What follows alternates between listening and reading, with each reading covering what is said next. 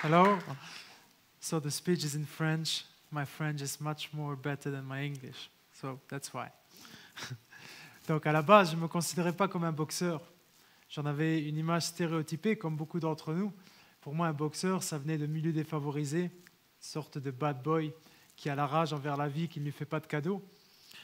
Et ce boxeur-là monte sur le ring parce que le ring est un défouloir et c'est une manière de se dégager de ses énergies négatives. Et c'est aussi une manière de remplir les besoins de la pyramide de Maslow, donc les besoins de reconnaissance, les besoins d'appartenance au groupe.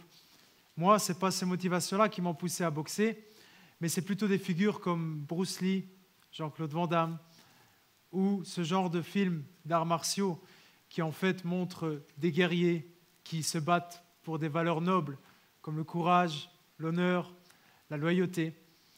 Et donc, ce sont ces choses-là qui m'ont poussé vers la boxe. C'était comme des modèles, des idoles. Et moi, à la base, je pensais que je n'avais pas de qualité de boxeur. Ou en tout cas, c'est ce que je pensais avant. Aujourd'hui, je me rends compte que j'avais quelques qualités. J'étais travailleur, persévérant, et je voulais bien faire, je me remettais en question. Et puis surtout, j'étais un trouillard, mais un trouillard courageux. Donc, en fait, j'essayais tout le temps de donner le meilleur de moi-même. Et surtout, je voulais montrer que tout est possible et je voulais montrer qu'il n'y a pas de rêve inatteignable. Je voulais montrer qu'on pouvait toujours atteindre des buts plus haut, plus loin. Et donc, c'est pour ça, comme Oscar Wilde le dit, que j'ai visé la Lune pour atterrir au moins dans les étoiles. Et donc, j'ai ouvert un club à Virton en 2006, en Belgique, et j'ai endossé une casquette d'entraîneur, une casquette d'organisateur, une casquette de compétiteur.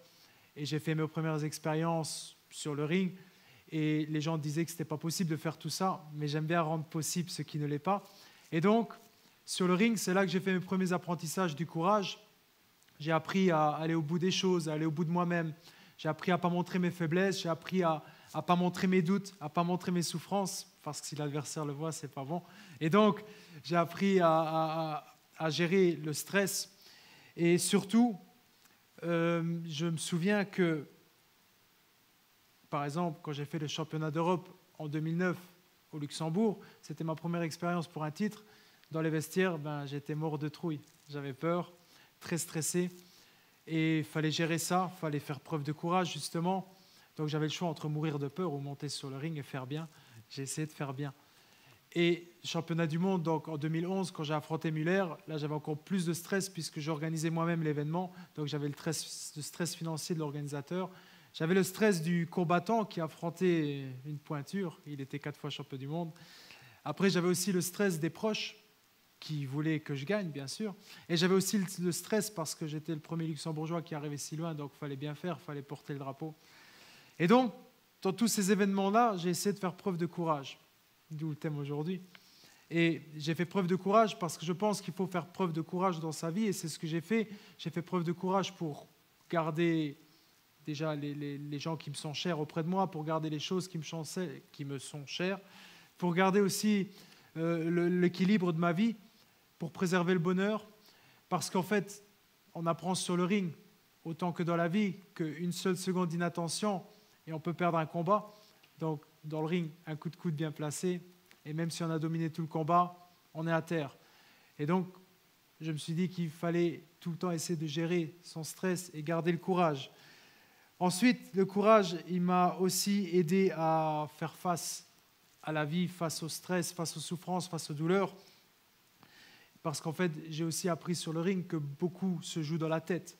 C'est-à-dire que si on rentre sur le ring en défaitiste, c'est la défaite qu'on récoltera. Et les points de suture. D'ailleurs, je me rappelle une fois où j'ai affronté quelqu'un qui avait 127 combats. Il avait cette taille-là, mais moi, j'en ai fait un gars comme ça. J'ai perdu le combat. Je suis monté en défaitiste.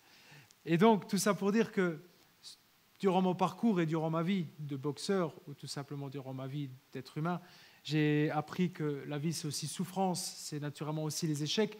Mais sur le ring, j'ai appris aussi à gérer ces défaites. C'est-à-dire que j'ai appris à tirer des leçons des défaites.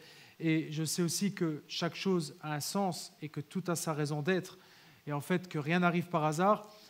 Et avec du recul, puisque j'ai terminé ma carrière, je constate que le chemin, c'est moi qui l'ai tracé. Beaucoup de gens disent tu avais la belle vie ou tu as eu de la chance, etc. Mais je pense qu'en fait, souvent, on trace notre chemin. Donc j'ai tracé mon chemin et j'ai essayé de faire du mieux que je peux. Et je savais aussi que chaque mot, chaque action aurait des conséquences sur ma vie et sur celle des autres.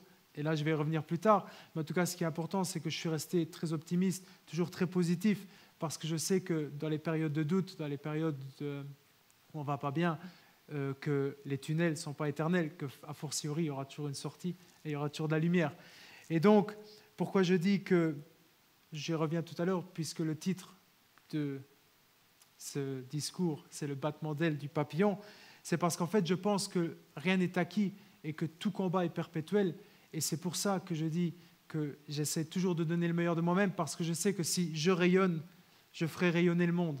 Et je sais donc qu'en propageant le positif, en ayant une aura positive, le monde deviendra plus positif. Et donc, quand il y a un battement d'aile d'un papillon d'un côté de la Terre, forcément, il aura une conséquence de l'autre côté de la Terre.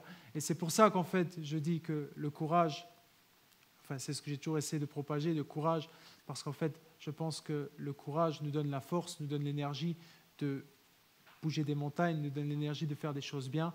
Et il faut avoir, je pense, tout le temps le courage, d'avoir le courage. C'est ce que j'ai essayé de faire tout au long de mon parcours. Et donc, je dis aujourd'hui, en conclusion, que si je coule, le monde coule. Voilà.